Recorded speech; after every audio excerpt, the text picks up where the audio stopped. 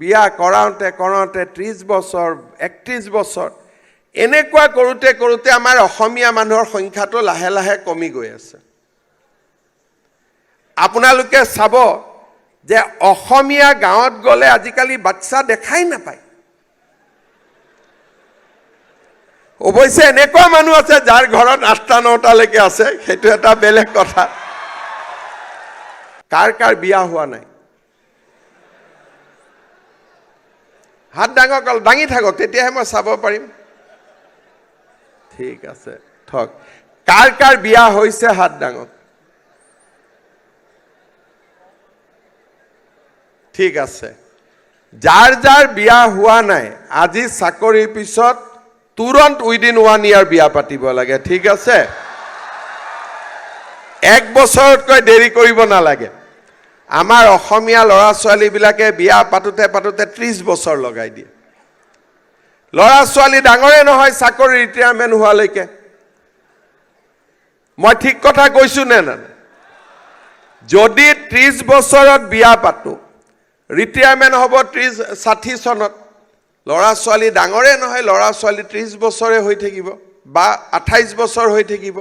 28 বছৰীয়া ল'ৰা এজনক ৰিটায়াৰমেণ্টৰ সময়ত মোৰ ডাঙৰ ল'ৰাটোৰ বয়স হ'ব 28 বছৰ।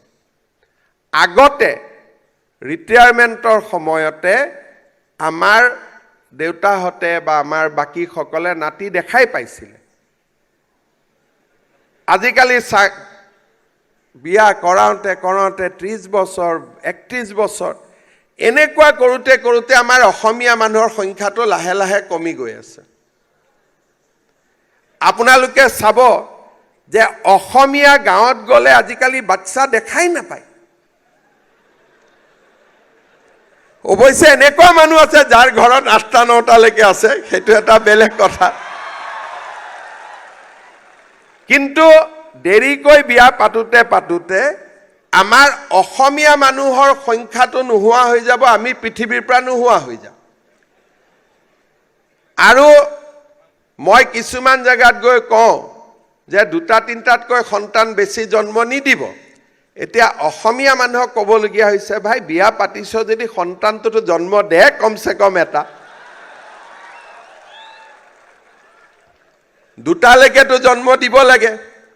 নাই দাদা বৰ দিগদাৰ লাগে, ভয় লাগে, কি কৰোঁ, ল'ৰাটো জন্ম হ'লে কেনেকৈ খুৱাম, সেই ইমান চিন্তা কৰি থাকিলেতো নহ'ব। আমাৰ অসমীয়া মানুহৰ সঁচ থাকিব লাগিবনে নাই 20 বছৰ পিছত 50 বছৰ পিছত? সেইকাৰণে যিসকলে বিয়া পাতা নাই, এবছৰত বিয়া পাতি বিয়াৰ চিঠি মোক পঠাব লাগে। ঠিক আছে?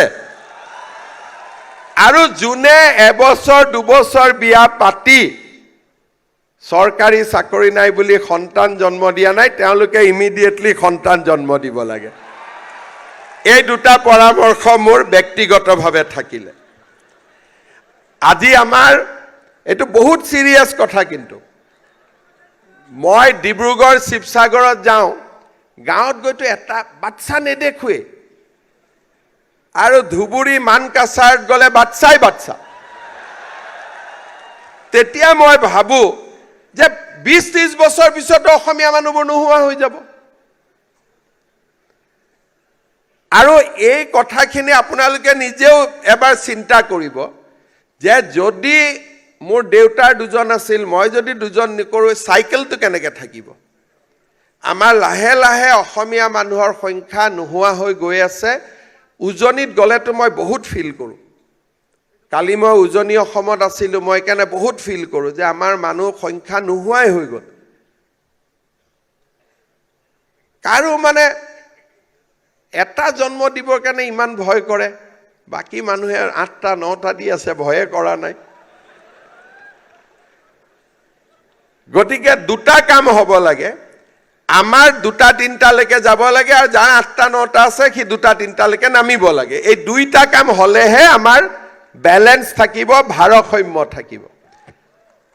য'ত বেছি বাচ্চা জন্ম হৈ আছে তাত দৰিদ্ৰতা আহিছে, আৰু য'ত বেছি বাচ্চা নাই তাত কাম কৰিবৰ কাৰণে আমি বেলেগ জেগাৰ পৰা মানুহ আনি আছোঁ। আৰু আমি নিজৰ জেগাতে এদিন সংখ্যালঘিষ্ঠ হৈ যাম। এইখিনি নকলোহেঁতেন জয় আই অসমটো কোৱাৰ কাৰণে মোৰ ভাবিলোঁ যে কেনেকৈ জয় আই অসম হ'ব পাৰে মই এইটো বুজাই দিলোঁ